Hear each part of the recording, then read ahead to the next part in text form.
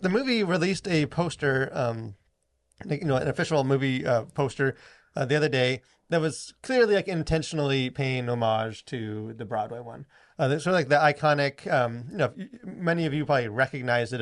You have like the Wicked Witch and the hats over the eyes and kind of shadow, and she's like smirking, and you have like the Good Witch, Glinda, is like whispering in her ear, and like that sort of being the Broadway play for as long as the play has been going on. It's an iconic poster for everyone can instantly recognize, that's that Wicked play.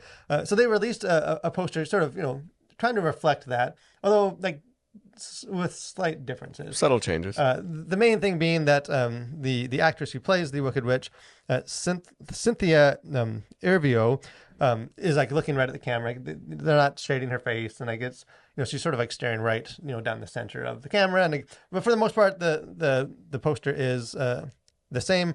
Well, as has become common with like just social media and like Photoshop and stuff, some people like online, some fans took it upon themselves to like edit it, to like, hey, here's a poster, and like post. I think the one that went viral was like a TikTok one where someone like kind of showed the process too of like like a time lapse of like, here's how I sort of made this look. And so like they lowered the hat and they added the shading, and like they changed some of the the clothing, and like essentially tried to like use the movie poster version to recreate the Broadway thing, which seems like, hey, that's good fun. You would think, but Cynthia Erivo was not happy. She did not see this as good fun. So she posted on her own social media kind of a post in response to like discovering this fan edit where she said this is the wildest, most offensive thing I have ever seen. Equal to the awful AI of us fighting, equal to people posing a question, an inappropriate question. Says, none of this is funny, none of this is cute. It degrades me, it degrades us. The original poster is an illustration. I am a real-life human being who chose to look right down the barrel of the camera to you, the viewer, because without words, we communicate with our eyes. Our poster is an homage, not an imitation. To edit my face and hide my eyes is to erase me, and that is just deeply hurtful. So she went right at it. Like, she was not strong words. I mean, like, you don't get much stronger than this is the wildest, most offensive thing I have ever seen. Because you assume she's seen a lot, and this is the wildest, most offensive of all those things that she has seen. And because of that, a lot of the narrative about this movie sort of shifted to this discussion. Yeah. Because even like they were doing a red carpet where Ariana Grande, who plays Glinda in the movie, was like essentially asked to weigh in on the controversy, and her answer is funny because she, like, you can tell she doesn't really feel as strongly. Like, she's like, she sort of dances around like, well, AI stuff can be weird, and it can be challenging, but like, I really support my sister, Cynthia, and sort of like, hey, I'm on your team, but I'm not gonna spit fire the same way that you were about this. So it became this big issue. I think the person that made the picture, the edit, originally took it down. I just didn't want to deal with the backlash. Yeah. But as of today, as we're recording this podcast, they re-uploaded it and kind of like spoke out for the first time, in, I guess, defense of themselves and what they did, and where they said, okay, so I've decided to repost this. The last few days have been wild and have helped me realize that the initial reaction was largely overblown. This is, and always was, an innocent fan edit to pay homage to the original Broadway poster, and there's nothing wrong with that. Also, I will say that Cynthia is valid in having her feelings on the matter, and I am also valid in wanting to keep my version of the poster up, as I truly meant no harm with it, and just made it as a way to show my love for the original. Both can be true. So it's an interesting situation, because in some ways that seems like just some dumb little controversy thing that like there's more important things for us to be outraged about. Yeah. But I feel like it also is representative of a lot of stuff. Like, because there's been similar things to this of, just kind of outrage, almost for outrage's sake, or else overblowing, like sort of this victimhood stuff. But what are some of your initial takes on this? No, I mean, I do think a lot of it is, it does seem overblown. Like, I think, having never been in the position that Cynthia is in, like, so I can't speak to how I would feel in that situation. But it does seem like and also having heard from the person who edited it, like it wasn't like I don't see the offense aspect of it, and it seems like a lot of being very upset about something that maybe isn't really there, and so and I think we see this like I think this is a very common thing is to sort of impute intentions behind something that gets created. It's like so she's assuming that like this person edited this as a means of like erasing her and like it was because of her that this person like had a deep animosity towards and was trying to like eradicate her from the poster, which is kind of a really weird and very like down the dark side take of what happened. And it's like, okay, you did a thing and you showed your eyes, and some people thought, hey, it would have been cooler to not do that. And it's like, okay, like people have differences of opinion. Like I don't see the at least for me, I don't see the great harm in this. Um, and I think the problem is you can't just be like, I didn't like that. Like I think his edit is dumb. I wish like we didn't intend to do it that way. And that would be the end of it. But to then go after and be like, this person has deeply hurt me, and it's like it's the most offensive thing. And it's like I'm pretty sure there are more offensive things than like editing slightly a photo. Because I think you're right. I think this whole thing could have played out with the same emotions and opinions, but in like a way more healthy.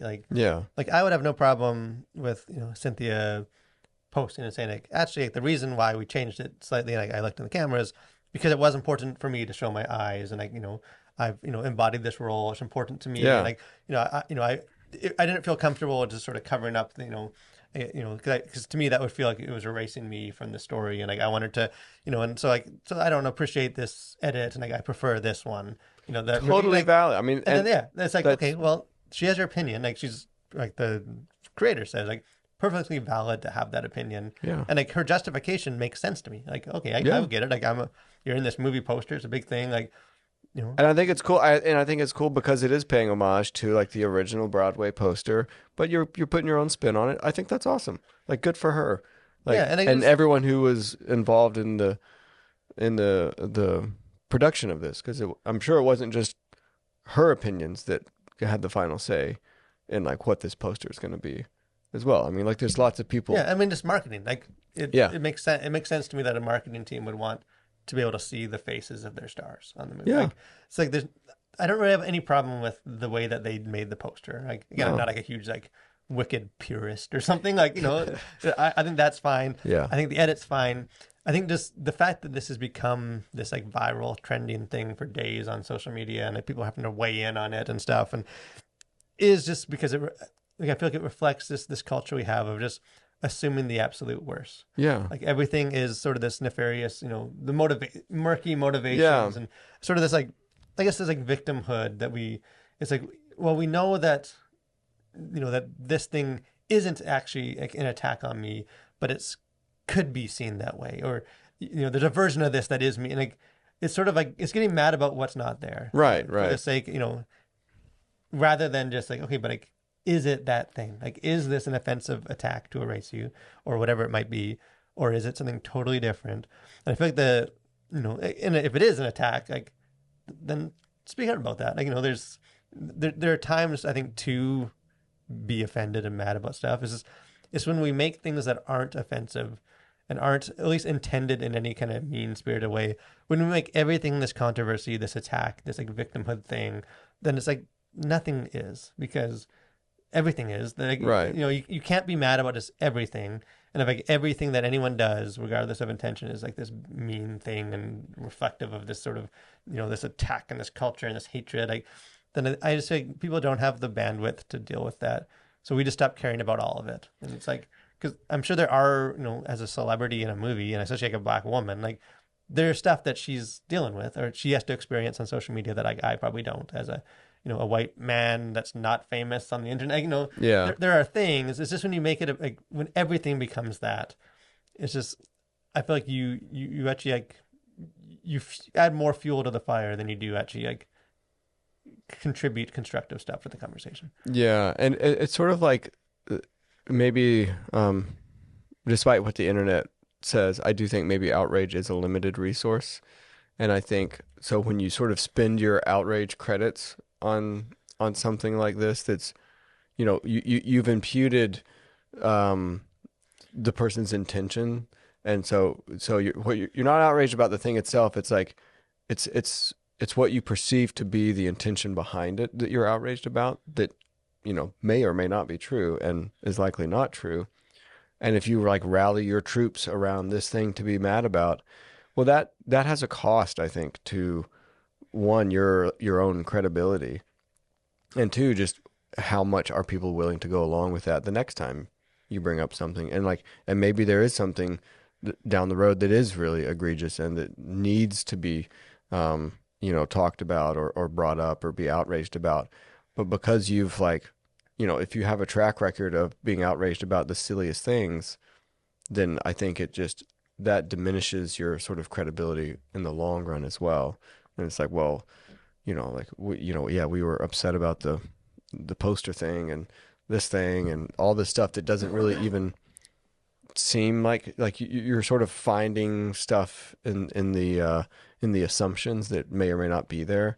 And so now we can't really, we don't have the bandwidth to be mad about this thing that we actually should be mad about, but we've spent it all on silly stuff. Yeah, and I think you just don't mend roads through anger. I think because you can see the same thing play out with politics, or if this person votes for the other side than I do, then we assume a lot about them. Right. They're doing this because they're racist, or because they hate this, or because they don't care about these issues or these people, and just that. It's like that's such a plight on our society right now. Is just sort of that assuming the worst of people, a lack of grace, a lack of willingness to just share our opinion and have a conversation about it, rather than sort of speaking to people, instead of speaking with people. So we'll see what happens. Again, I'm seeing this movie in a couple of weeks, so we'll see how the movie itself, if some of that controversy and stuff bleeds over into the movie. But speaking of other things that you